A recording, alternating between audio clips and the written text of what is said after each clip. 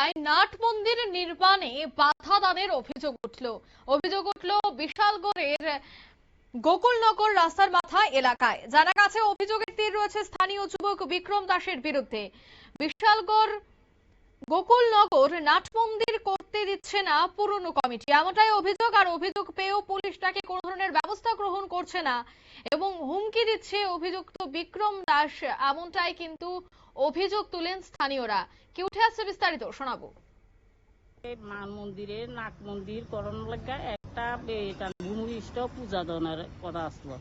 এরপরে সোমবারে পূজাটা দেমু, রোববারে রাত্রে 11টার দিকে এইখানে বিরিয়ানি মাংস খেয়ে তারপরে এই গর্তটার মধ্যে পালাইছে পরে এরপরে আমরা ইয়ে দেখি যে এই অবস্থা, আমরা পরিষ্কার কইরা তারপরে এইটা পূজা দেওয়া হয়েছে। পূজা দেওয়ানোর পরে এরপরে দিয়া খোঁজ পাওয়া গেছে যে সাক্ষী পাওয়া গেছে যে বিক্রমে নাকি এটি পালাইছে। বিক্রমে এই কাজটা করছে। এরপরে দৌড়তাম গেছে, নাই বাসার মধ্যে নাই, কই গেছে খোঁজ পাওয়া গেছে না। এরপর আমরা থানার মধ্যে গিয়ে এন্ট্রি করছি।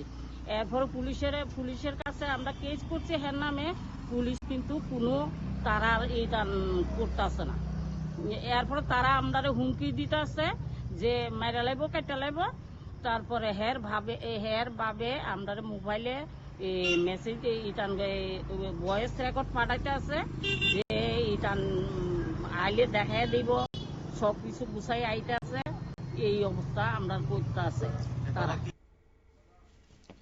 আপনারা শুনলেন স্থানীয়দের কি অভিযোগ। নাট মন্দিরের নির্মাণে বাধা দানের অভিযোগ রয়েছে, তবে স্থানীয়রা জানাচ্ছেন যে তারা প্রত্যেকে মিলে এই নাট মন্দিরটি নির্মাণ করছে, কিন্তু পুরনো কমিটি নাকি তাতে দিতে দিচ্ছে না, অর্থাৎ নাট মন্দির নির্মাণ করতে দিচ্ছে না। এবং স্থানীয় এক যুবকের বিরুদ্ধে রয়েছে এই অভিযোগ। পুলিশের ভূমিকা নিয়েও ক্ষোভ উগরে দিলেন স্থানীয়রা। নিয়ে নিচ্ছি ছোট্ট একটি বিজ্ঞাপন বিরতির সঙ্গে থাকুন।